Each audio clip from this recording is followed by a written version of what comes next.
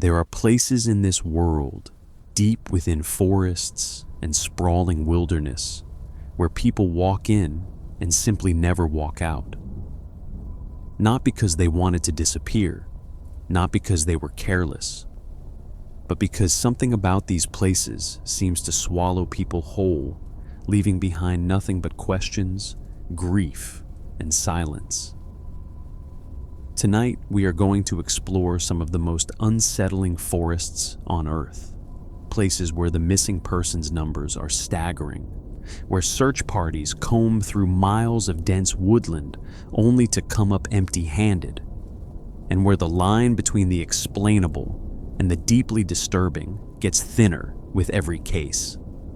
At the base of Mount Fuji, on the Japanese island of Honshu, there is a forest that stretches across roughly 30 square kilometers of ancient, hardened lava. The trees grow so thick and so close together that the canopy above blocks out most of the sunlight, even at midday. The volcanic rock beneath the soil is porous and uneven, swallowing sound the way a sponge absorbs water. And when you stand in the deeper parts of this forest, the silence is so complete, so absolute, that it almost feels like pressure against your eardrums. The Japanese call it Aokigahara, though it has another name, one that has traveled far beyond the borders of Japan. Many know it simply as the Sea of Trees. To the casual observer, Aokigahara is a place of striking natural beauty. The moss-covered lava flows, the gnarled roots that twist across the forest floor, the ancient caves that fill with ice during the winter months, all of it paints a picture of a place frozen in time, a remnant of a volcanic eruption that occurred more than 1,000 years ago, back in 864 CE. Tourists and school groups visit the western edge of the forest to explore the Narusawa Ice Cave and the Fugaku Wind Cave, both of which are popular attractions. But beyond those well-marked paths, beyond the designated trails and the tourist signs, Aokigahara becomes something else entirely. For centuries, this forest has been linked to death and the supernatural in Japanese culture.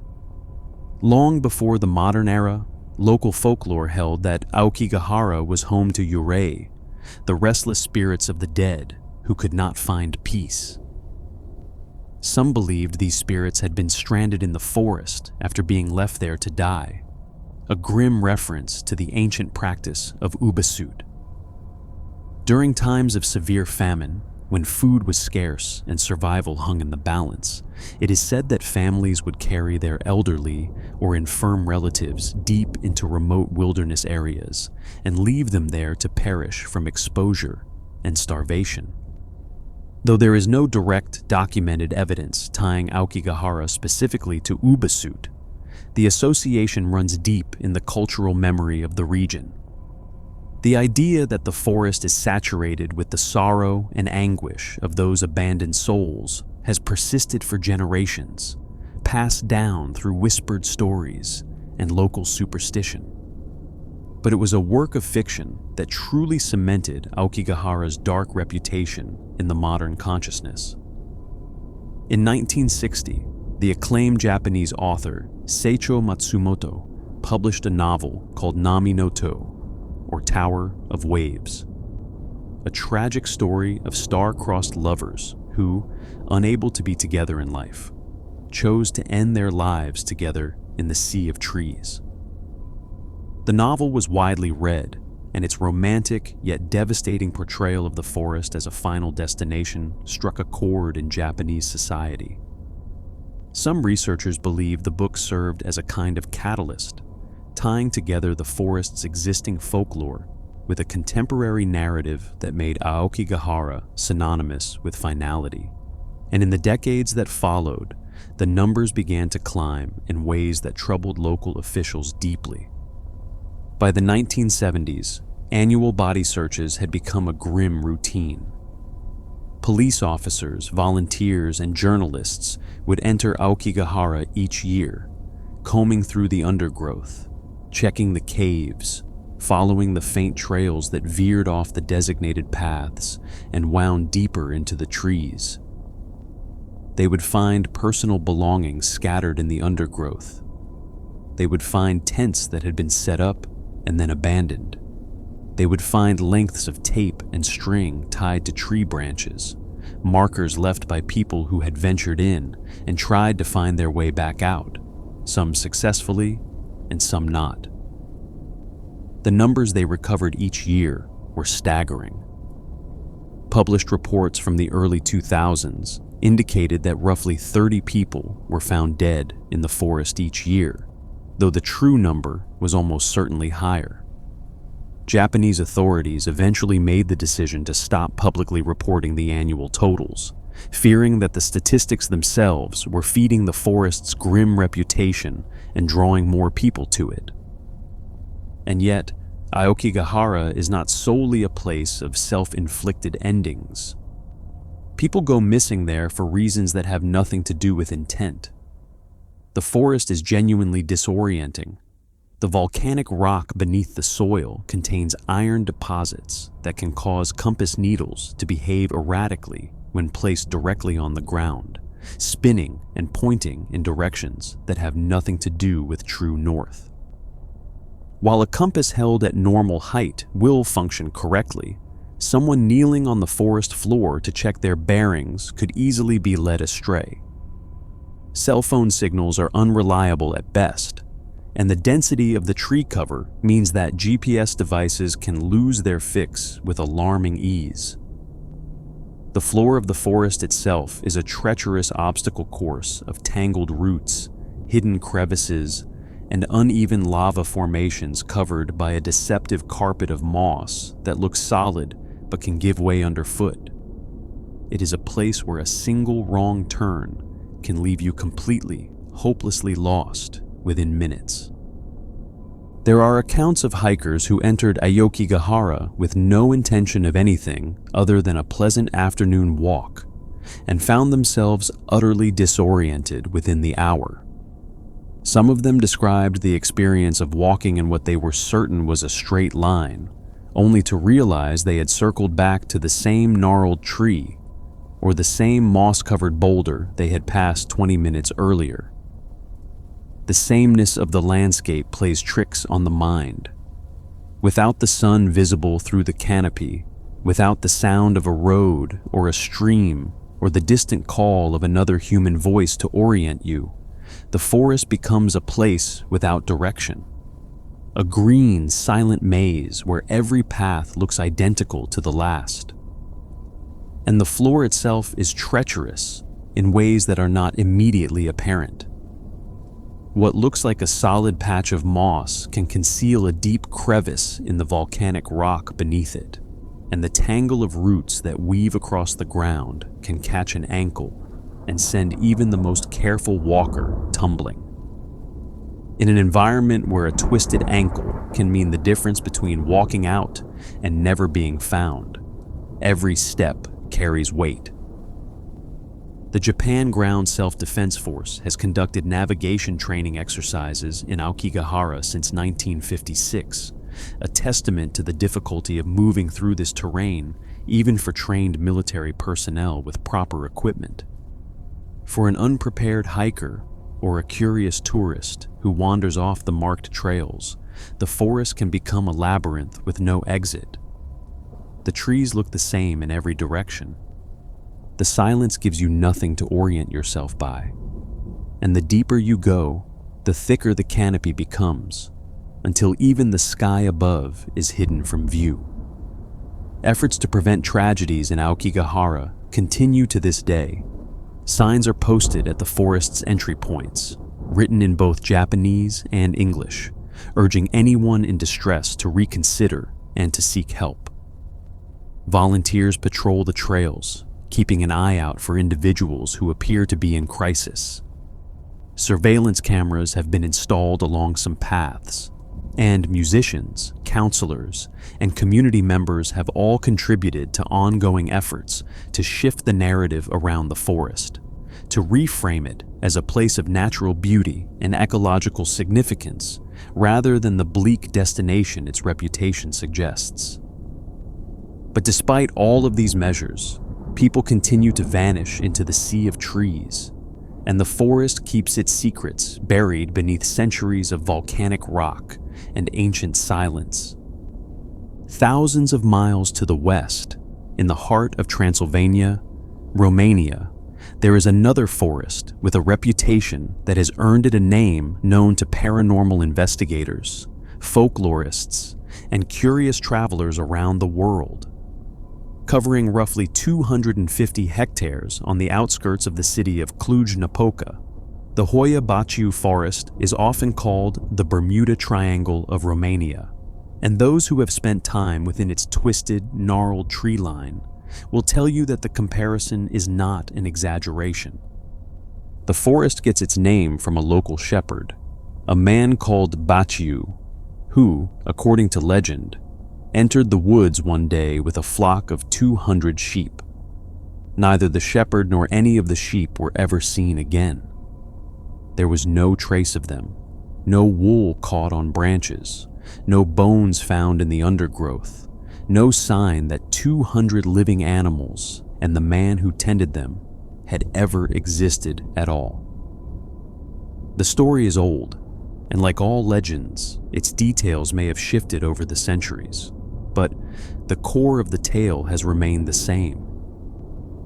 People who go into the Hoia Baciu forest do not always come back out, and the shepherd story is not an isolated one.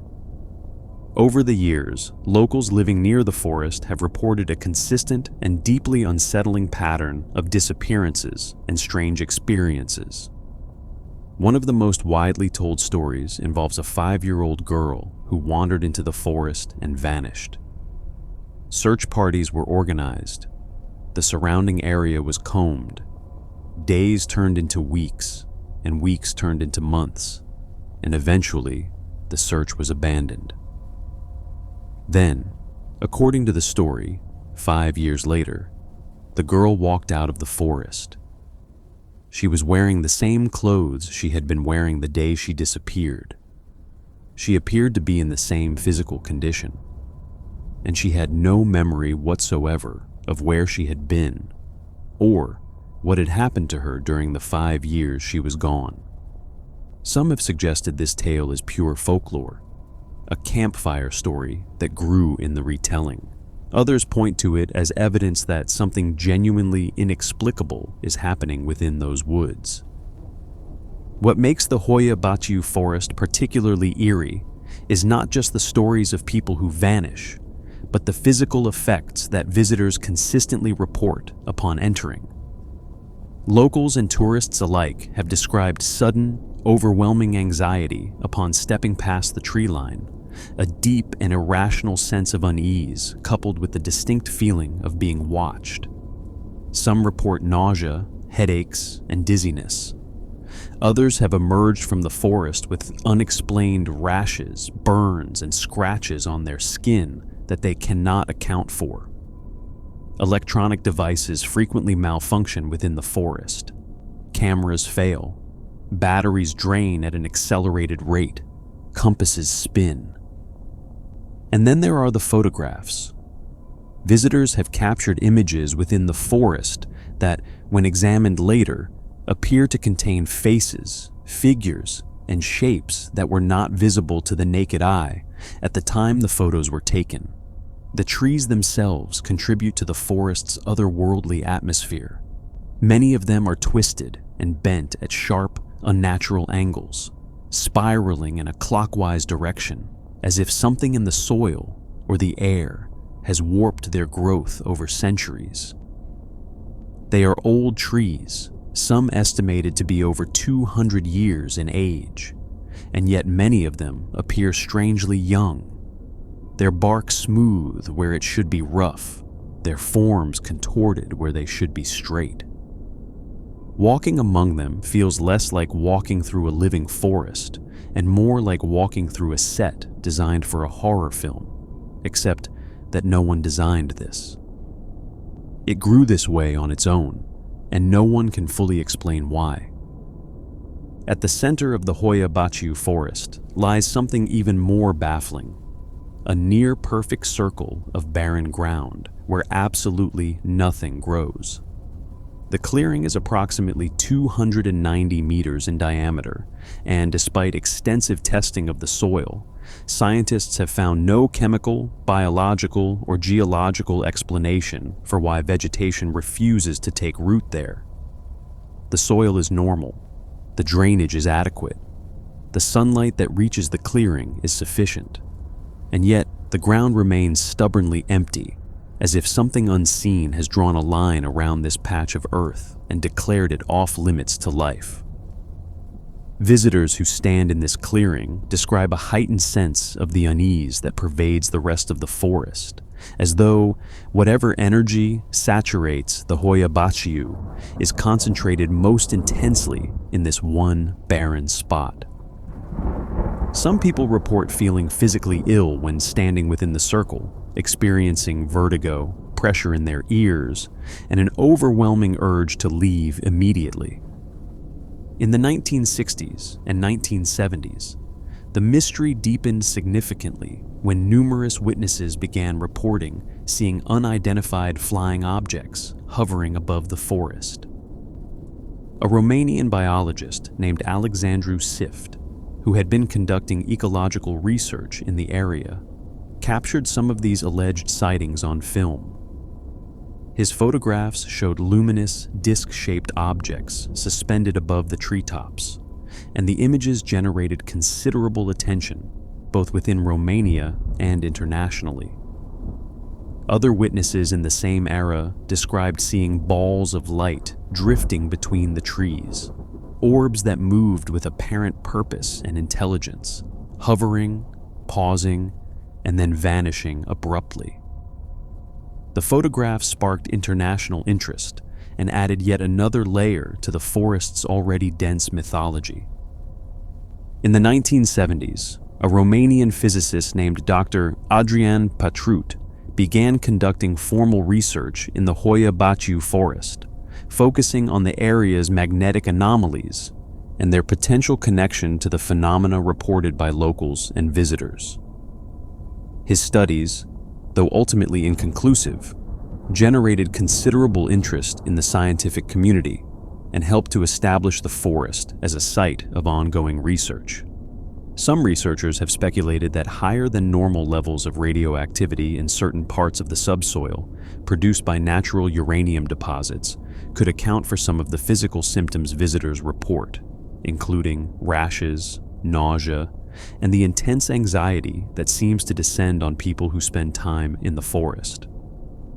Others have suggested that infrasound, low-frequency sound waves below the threshold of human hearing that can be produced by wind passing through certain geological formations may be responsible for the feelings of dread, disorientation, and even visual disturbances that visitors describe. These explanations are plausible, even compelling, but they do not account for everything. They do not explain the shepherd and his 200 sheep. They do not explain the 5-year-old girl, and they do not explain why some 1,000 people are thought to have disappeared from this relatively small patch of forest over the years. Whether the Hoia Baciu forest harbors supernatural forces, unusual geological anomalies, or simply the accumulated weight of centuries of folklore and fear, one thing remains consistent. People continue to enter and experience things they cannot explain, and some of them, even if only in the old stories, do not come back at all. It would be easy to think that these kinds of stories are confined to remote corners of Eastern Europe, or the mist-shrouded base of Japanese volcanoes. But the truth is that some of the most disturbing patterns of disappearance in forested wilderness have occurred much closer to home. In the southwestern corner of Vermont, nestled among the rolling peaks of the Green Mountains, there is an area that has been quietly accumulating mysteries for more than a century. The locals have long been wary of it. The Abenaki people, the indigenous tribe of the region, considered the area around Glastonbury Mountain to be cursed, a place where the four winds collided in an eternal battle, where the weather could shift without warning, and where something unseen and malevolent lurked among the trees. They avoided it whenever they could. The region, which encompasses the towns of Bennington, Woodford, Shaftesbury, and the ghost towns of Glastonbury and Somerset, earned a more contemporary name in 1992 when New England author Joseph A. Citro coined the term the Bennington Triangle during a public radio broadcast. He had spent years collecting local folklore, strange occurrences, and accounts of unexplained events in the area, and he believed that the concentration of disappearances around Glastonbury Mountain was too dense to be coincidental. The area itself has a history that lends an eerie backdrop to the stories. Glastonbury and Somerset were once modest logging and industrial towns that flourished in the late 1800s. But as the logging boom died off, the towns declined rapidly. By 1937, both had been unincorporated by the state legislature, their populations dwindling to near zero. What remains today is pristine, remote wilderness, thickly forested mountainsides that are considered isolated even by Vermont standards. It is the kind of place where a person could wander off a trail and simply never be found, swallowed by the green canopy and the silence that hangs between the trees like a curtain. Between 1945 and 1950, in a span of just 5 years, at least 5 people vanished from this area under circumstances that remain unexplained to this day. The first was Mitty Rivers, a 74-year-old hunting guide who was as familiar with those woods as anyone alive. On November 12, 1945, Rivers was leading a group of 4 hunters through the area near Hell Hollow Brook, a spot he had traversed countless times before. At some point during the return trip, Rivers moved ahead of the group, walking with the confidence and ease of a man who knew every root and rock on the trail. And then he was simply gone. The hunting party assumed he had walked ahead to wait for them, but when they reached the end of the trail, Rivers was not there. A massive search was launched. Troops from Fort Devens in Massachusetts were called in. The surrounding wilderness was searched methodically. All they ever found was a single rifle cartridge, which may or may not have belonged to Rivers. The rest of him, his gear, his clothing, every trace of a 74-year-old man who had been walking that trail just minutes ahead of his companions had vanished. The following year, the Bennington Triangle claimed its most famous case. On December 1, 1946, 18-year-old Paula Jean Weldon, a sophomore at Bennington College, told her roommate she was going for a hike on the Long Trail. It was a Sunday afternoon during Thanksgiving break, and most of the other students had gone home for the holiday. Paula, wearing a bright red jacket that stood out vividly against the gray and brown of the late autumn landscape, set out on foot. Multiple people saw her that day. A store employee in Bennington gave her directions. An elderly couple hiking the same trail spotted her about 100 yards ahead of them on the path. They watched her walk around a bend in the trail, and then she was gone. Not gone in the sense that she had moved out of sight, and they simply lost track of her. Gone in the sense that when they rounded the same bend moments later, the trail ahead of them was empty. There was no sign of Paula Weldon, no footprints, no disturbed earth, no sounds of someone crashing through the underbrush. She had simply ceased to be there. The search for Paula Weldon was enormous. More than 1,000 volunteers participated. Aircraft were deployed. A $5,000 reward was posted. The FBI was brought in. The investigation was so large and so poorly coordinated that it exposed critical weaknesses in Vermont's law enforcement infrastructure, and the embarrassment of the failed search was a direct catalyst for the creation of the Vermont State Police just 7 months later. But for all of that effort, not a single piece of evidence was ever recovered. Paula Weldon was never found. Exactly 3 years to the day after Weldon's disappearance, on December 1st, 1949, a 68-year-old World War I veteran named James Tedford vanished under circumstances so strange they almost defy belief. Tedford, a resident of the Bennington Soldiers' Home, had been visiting relatives in St. Albans, Vermont, about 70 miles north of Bennington. His family accompanied him to the bus station and watched him board a southbound bus for the trip home. Multiple passengers and the bus driver later confirmed that Tedford was on the bus. He was one of 14 passengers. He was seen in his seat at the last stop before Bennington. But when the bus pulled into the Bennington station, Tedford's seat was empty. His luggage was still in the overhead rack. An open bus timetable lay on his vacant seat. But James Tedford himself was nowhere to be found. No one had seen him get off the bus. No one had heard anything unusual. He had, by all accounts, simply vanished from his seat while the bus was in motion, traveling through the heart of the Bennington Triangle. Subsequent investigation revealed that Tedford had been struggling with mental health issues and was described by family members as despondent about returning to Bennington, which may provide a more earthbound explanation. But his body was never recovered, and no evidence of what happened to him has ever surfaced. The disappearances did not stop there. On October 12, 1950, an 8-year-old boy named Paul Jepson vanished while his mother tended to her pigs at the family farm near the Bennington town dump. She had left the boy in the cab of her pickup truck for roughly 30 minutes. When she returned, the truck was empty.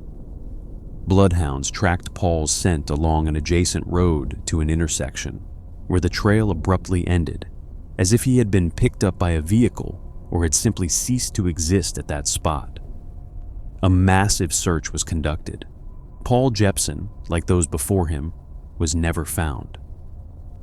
And just 2 weeks after little Paul vanished, 53-year-old Frida Langer, an experienced and avid hiker, went missing near Somerset Reservoir while on a hike with her cousin. After falling into a creek and getting soaked, Langer told her cousin she would head back to their campsite to change clothes and return shortly. She never came back. Search parties numbering 400 people scoured the area for weeks. It was not until 6 months later that Langer's body was found, roughly 3.5 miles from the campsite, in an area that had already been thoroughly searched. Her remains were in such an advanced state of decomposition that the coroner could not determine a cause of death. She was the only one of the 5 whose body was ever found, and even her discovery raised more questions than it answered.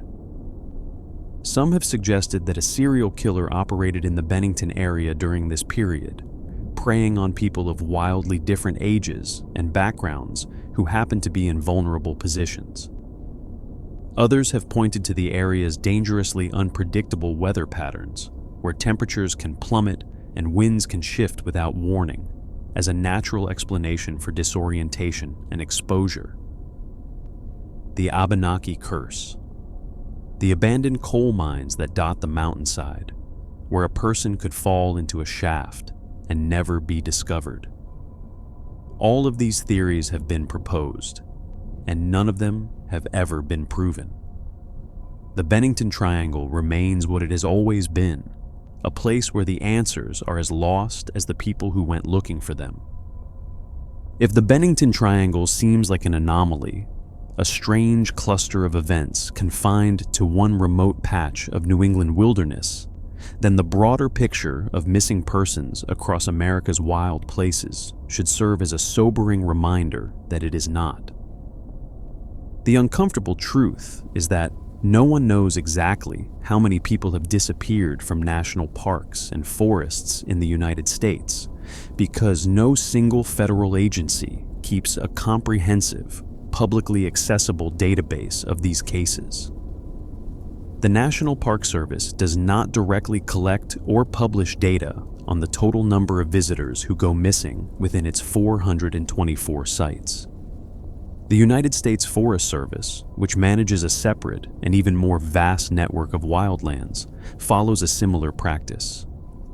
Journalist John Billman, in his book The Cold Vanish, estimated that approximately 1,600 people were currently missing from American wilderness at the time of his research, and he described that number as a rounded estimate that was likely wildly conservative.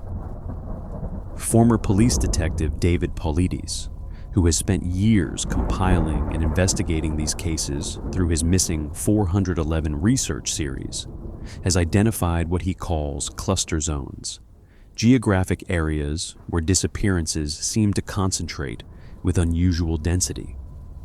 California's Yosemite National Park, Oregon's Crater Lake, and the Great Smoky Mountains of Tennessee and North Carolina all rank high on his list. And among those forests, straddling the border of North Carolina and Tennessee, the Great Smoky Mountains National Park stands out for both the beauty that draws millions of visitors each year and the sheer volume of people who have entered and never returned. Straddling the border of North Carolina and Tennessee, the Great Smoky Mountains National Park is the most visited national park in the United States, drawing millions of visitors each year with its breathtaking views, its rolling ridgelines, and its thick, ancient forests. It is also one of the most prolific sites of mysterious disappearances in the country.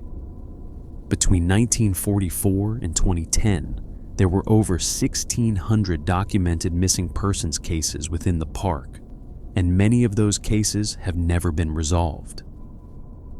The terrain of the Smokies is part of the problem. The forest is extraordinarily dense, with a thick understory of rhododendron that can grow so tightly packed that it creates an impenetrable wall of green just yards off the trail. Steep ravines cut through the mountainside, hidden beneath that undergrowth. Fog rolls in without warning, reducing visibility to almost nothing, and muffling sound so completely that a person calling for help might not be heard from 50 feet away. The park covers over 500,000 acres, much of it wild and remote, and even experienced hikers and seasoned search and rescue teams can find themselves overwhelmed by the sheer scale and complexity of the landscape.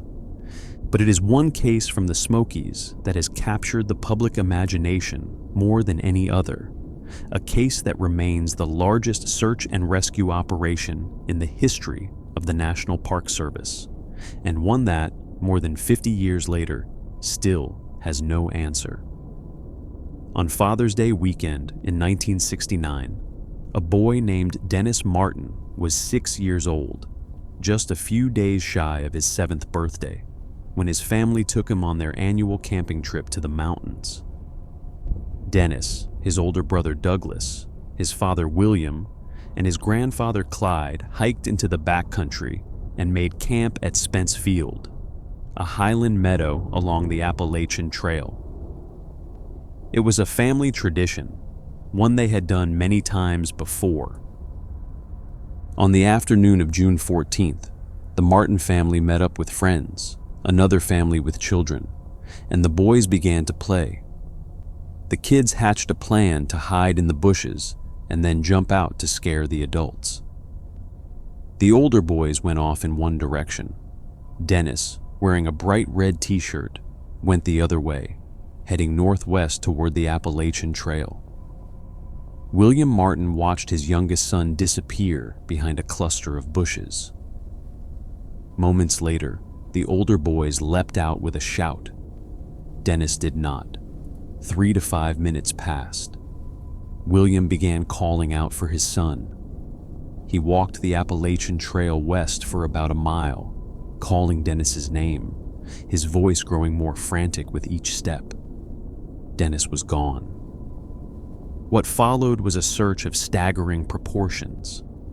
Park rangers, the National Guard, Green Berets, firefighters, college students, Boy Scouts, and volunteers from across the region poured into the Smokies. At its peak, the search involved approximately 1,400 people covering 56 square miles of rugged mountain terrain. Helicopters swept the ridgelines.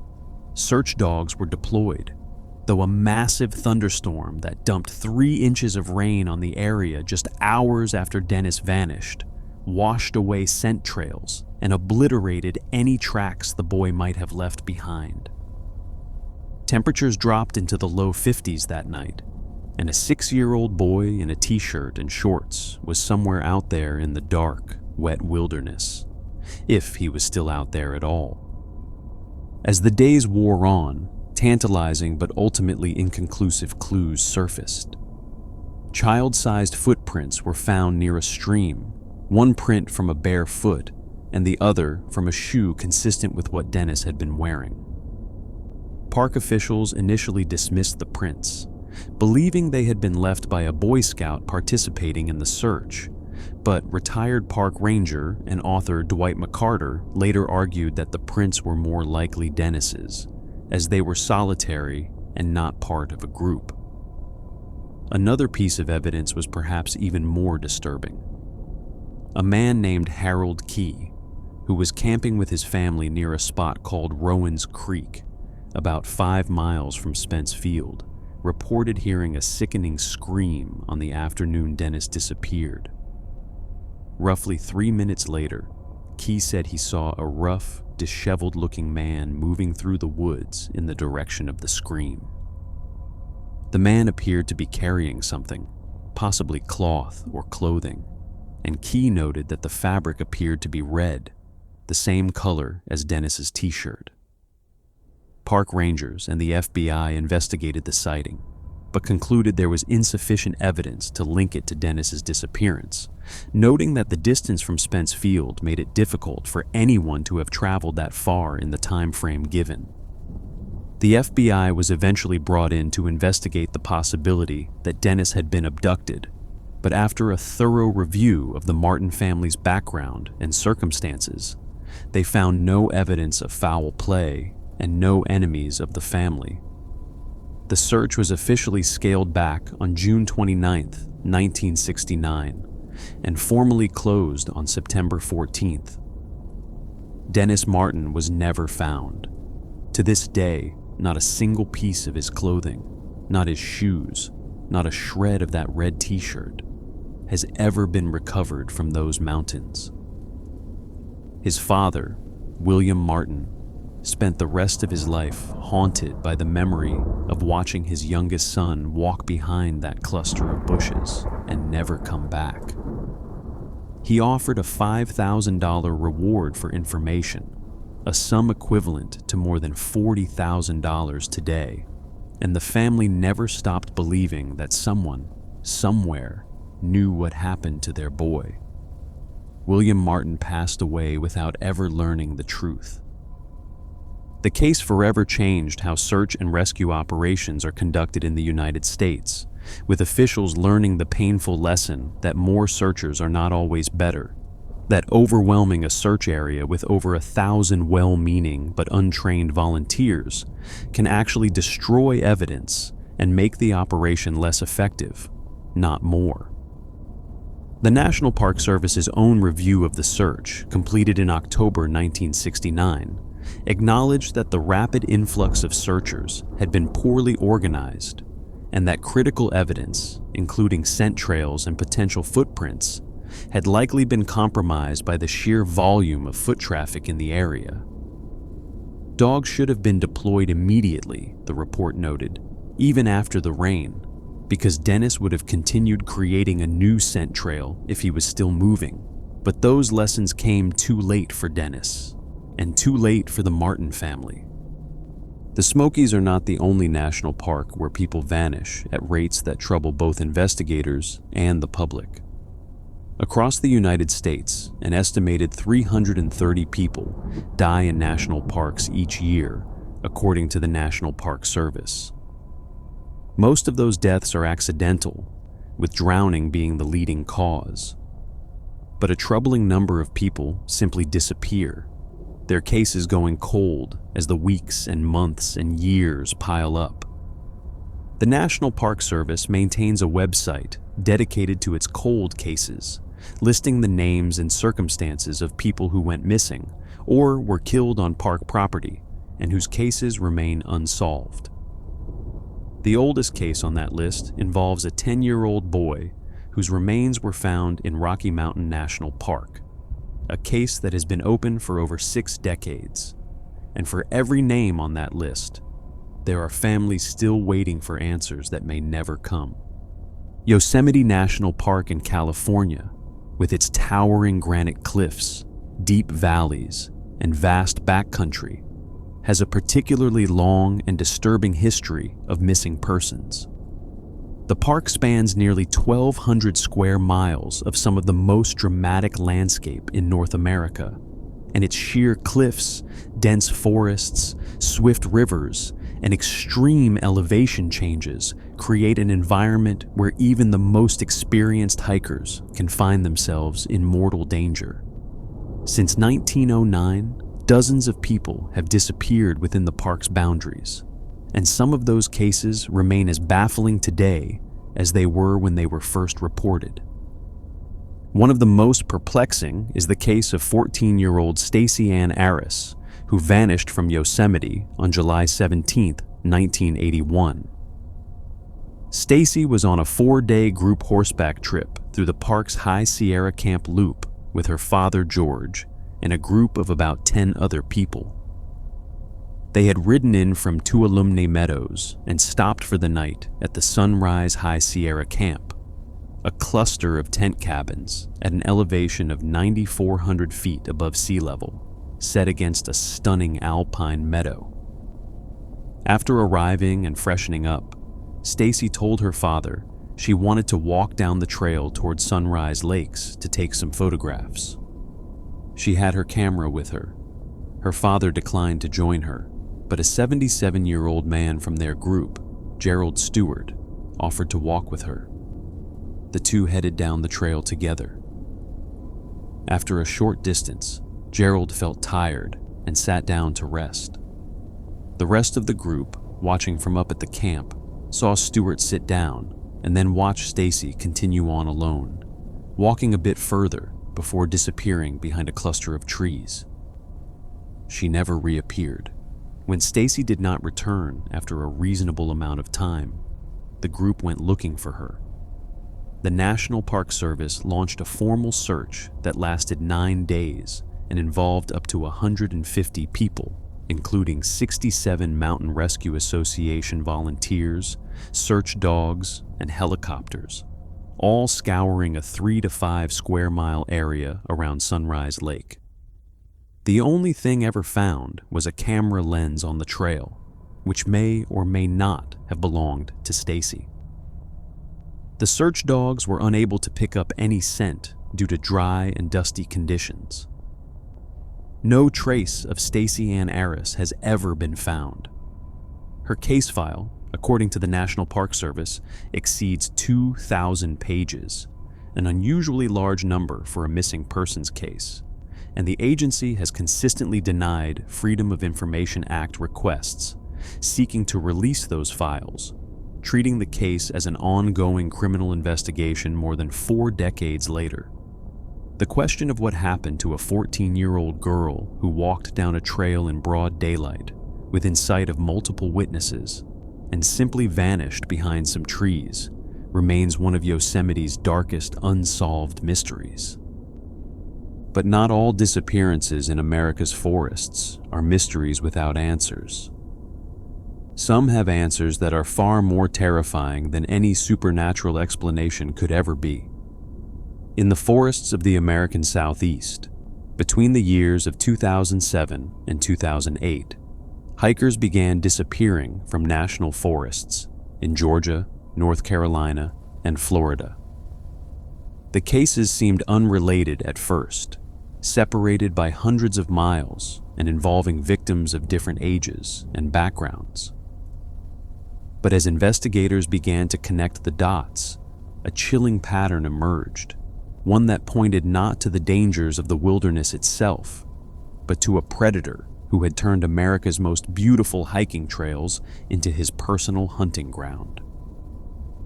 On October 21st, 2007, John and Irene Bryant, a retired couple from Horseshoe, North Carolina, ages 80 and 84 respectively, set out for a hike through the Pisgah National Forest.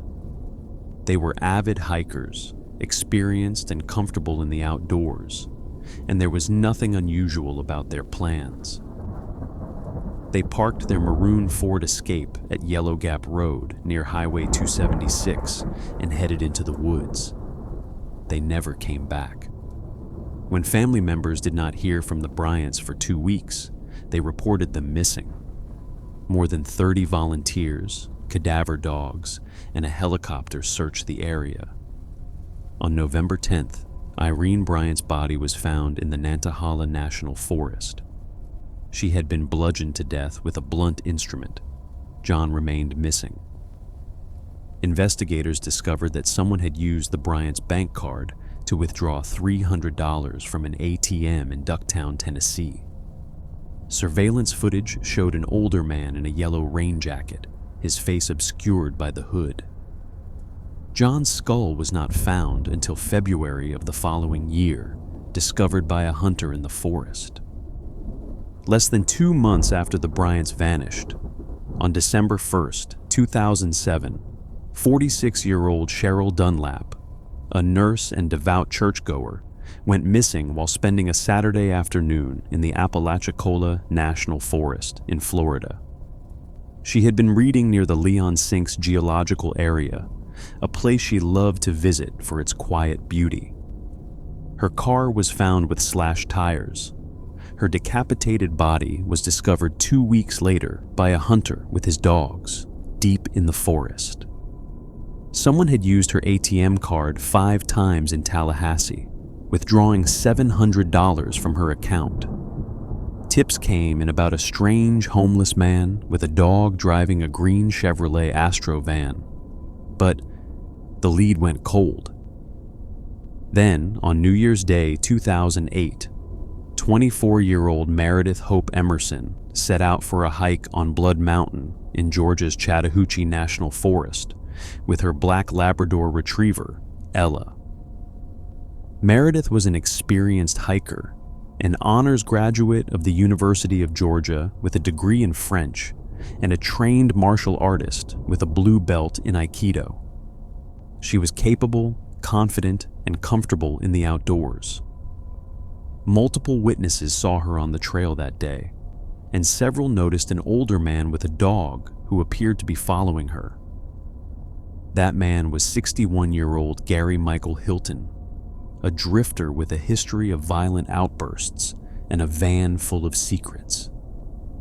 According to Hilton's own account to investigators, he approached Emerson on the trail, produced a military-style knife and baton, and demanded her ATM card. Meredith fought back with everything she had. She grabbed the knife. She used her martial arts training. She screamed. She did not stop fighting, not even after Hilton struck her hard enough to break his own hand. But Hilton eventually overpowered her and forced her and her dog into his van. For 3 days, he kept Meredith alive, demanding her bank card PIN.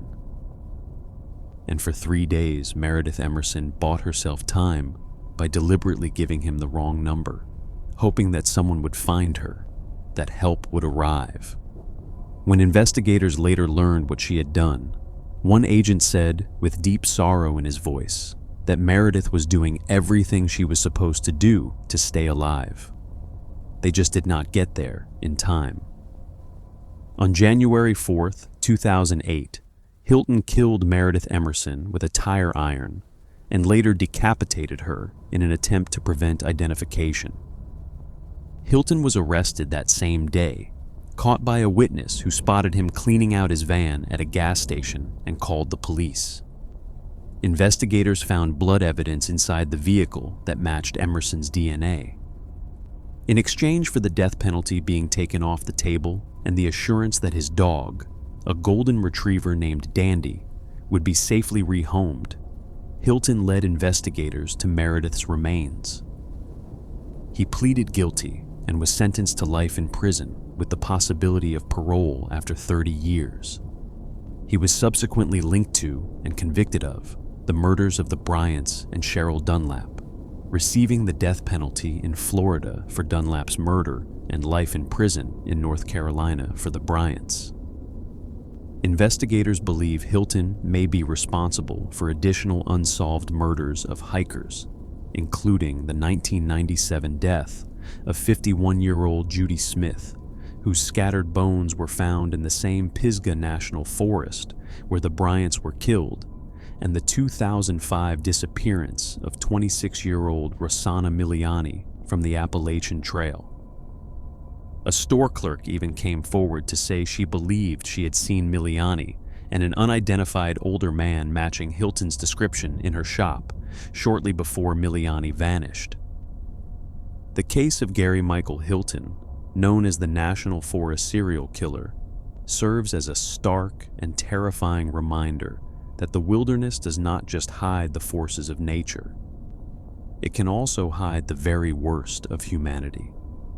For every disappearance that can be attributed to a fall, a flash flood, or a wrong turn in bad weather, there are others where the explanation is something far more deliberate. The forests do not choose their victims, but the people who lurk within them sometimes do. Perhaps nowhere is the line between accident and something more sinister, more agonizingly unclear than in the jungles of Central America, where two young women walked into a forest and never came back, leaving behind a trail of digital evidence so haunting and so ambiguous that it has consumed investigators, journalists, and amateur sleuths for over a decade. On April 1st, 2014, two Dutch students, 21-year-old Kris Kremers and 22-year-old Lisanne Froon, set out from their host family's home in the small mountain town of Baciu, Panama, to hike the El Pianista Trail, a well-established route that winds up through the cloud forests near the Baciu volcano. The two women had arrived in Panama 2 weeks earlier, full of plans to learn Spanish, volunteer with local children, and explore the stunning landscape of the Chiriquí province. They were best friends from the Dutch city of Amersfoort, both recent graduates, and they had spent months saving money and planning this trip. The El Pianista Trail was supposed to be a simple day hike, a few hours up to a scenic overlook and back. Photographs recovered from Lisanne's Canon PowerShot camera show the two women smiling and happy on the trail that morning. They took pictures at a summit point, and then, for reasons no one has ever been able to explain, they continued past the end of the marked trail and into the uncharted wilderness on the other side. This was the last time anyone saw Kris Kremers and Lisanne Froon alive. The following day, the women missed an appointment with a local guide who was supposed to take them to a nearby national park. When they did not return to their host family's home, concern began to grow. By April 6th, both families had flown from the Netherlands to Panama, bringing Dutch police detectives with them. A full-scale search was launched, involving local authorities, search and rescue teams, helicopters, and sniffer dogs. For 10 days, they searched the forests surrounding the El Pianista Trail. They found nothing. It was not until 10 weeks later, on June 14th, that the first piece of evidence surfaced. A local woman from the remote indigenous village of Alto Romero turned in a blue backpack she said she had found along a riverbank in the neighboring province of Bocas del Toro, roughly 17 kilometers from Bocate. Inside the backpack were 2 pairs of sunglasses, $83 in cash, Lisanne's passport, a water bottle, 2 bras, and, most crucially, both women's cell phones and Lisanne's digital camera. The phones told a heartbreaking story. On the afternoon of April 1st, roughly 6 hours after their hike began, someone used Kris's iPhone to dial 112, the international emergency number. 2 minutes later, someone used Lisanne's Samsung to call the same number. Neither call connected. The jungle was too dense, the signal too weak. Over the next several days, both phones were turned on repeatedly in apparent attempts to find a signal. 77 total attempts to reach emergency services were made over the following days, and not a single one got through. On April 5th, Lisanne's phone died. Kris's iPhone continued to be turned on intermittently through April 11th, but after April 5th, no one ever entered the correct PIN code again. Either the phone was being powered on without unlocking it, perhaps just to check for signal bars, or someone who did not know the code was using it. And then there were the photographs. On the night of April 8th, someone used Lisanne's camera to take 90 flash photographs between approximately 1 and 4 in the morning. The images are deeply unsettling. Most show nothing but darkness, the flash illuminating only rain, vegetation, and rock in what appears to be a deep jungle ravine. A few show small, deliberately arranged objects, a twig with pieces of plastic or candy wrappers placed on a rock, what appears to be a mirror and a backpack strap. One photograph shows the back of Kris's head, her hair appearing matted and discolored. The purpose of these photographs remains one of the case's most debated mysteries. Were the women using the camera flash as a light source? Were they trying to signal rescuers? Were they documenting their location in hopes that the camera would be found? Or was someone else taking those pictures? The discovery of the backpack led to new searches along the Culebra River. Kris's denim shorts were found neatly folded on a rock between 2 tributaries, high above the waterline. Indigenous Ngobi people who found the shorts said they were zipped and placed deliberately, not discarded carelessly. In the weeks that followed, scattered bones began turning up along the riverbank. DNA testing confirmed they belonged to Kris and Lisanne. In total, only about 5% of Kris's remains and 10% of Lisanne's remains were ever recovered. A pelvis, a boot with a foot still inside it. 33 bone fragments in all, scattered over a wide area. A forensic anthropologist who examined the bones noted something unusual. There were no discernible scratches or marks on any of the bones, neither natural nor from tools. They were, for all observable purposes, completely clean. Panamanian authorities officially classified the deaths as an accident, theorizing that the women had fallen from a cable bridge and been swept away by the river. But Dutch investigators hired privately by the families were far less certain. The condition and placement of certain items, the folded shorts, the intact backpack with cash still inside, the strange photographs, and the remarkably clean bones all raised questions that an accident theory could not easily answer. Some investigators believe the women simply got lost after passing the trail's summit, wandered deeper into the jungle, and succumbed to exposure, injury, or drowning over the course of several days. Others believe that something else happened to them, something involving another person or persons. The taxi driver who had taken them to the trailhead was found dead less than a year later, drowned under circumstances that raised their own set of questions. The truth is that no one knows what happened to Kris Kremers and Lisanne Froon after they walked past the end of the Alpinista Trail and into the green, swallowing darkness of the Panamanian jungle. Their phones tell us they were alive and trying to call for help for at least 10 days. Their camera tells us they were somewhere deep and dark and terrifying in the dead of night, surrounded by rock and water and vegetation so thick that even the flash of a camera could only illuminate a few feet in any direction. Their bones tell us they died, but not how. The scattering of their remains across such a wide area, the remarkable cleanliness of the bone surfaces, the neatly folded shorts, the intact backpack with money still inside, all of these details have fueled years of debate between those who believe the women simply met a tragic but accidental end and those who suspect something far more deliberate. Dutch investigative authors Christian Hardinghouse and Annette Nenner, who spent months in Bokate researching the case, have argued that certain aspects of the evidence are inconsistent with the behavior of people lost in a jungle.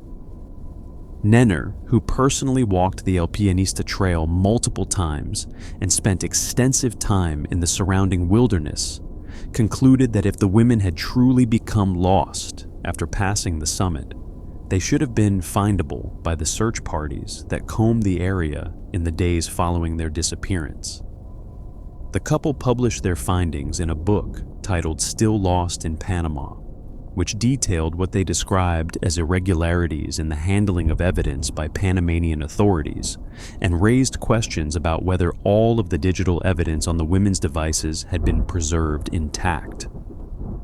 And then there is the matter of the taxi driver. Leonardo Arturo Gonzalez, the 34-year-old man who drove Kris and Lisanne to the Alpinista trailhead that morning, was found dead less than a year later, drowned in the Este River under circumstances that local authorities described as accidental, but that others found suspicious. His death added yet another layer of unease to a case that was already overflowing with unanswered questions. For the families of Kris Kremers and Lisanne Froon, the loss is compounded by the absence of closure. They know their daughters are gone. They have fragments of bone to confirm that terrible truth, but they do not know what happened in the hours and days between those smiling photographs on the trail and the desperate, unanswered emergency calls in the dark. The jungle has offered up pieces of the story, but it has kept the most important part for itself, locked away beneath its canopy and its mud and its endless, indifferent rain. Forests have held a place in the human imagination since the earliest days of our species. They are places of beauty and renewal, of towering trees and dappled sunlight, and the quiet hum of life in all its forms. But they are also places of shadow and concealment, places where the trail can end without warning, where the familiar gives way to the unknown, and where the distance between safety and danger can be measured in a single wrong step.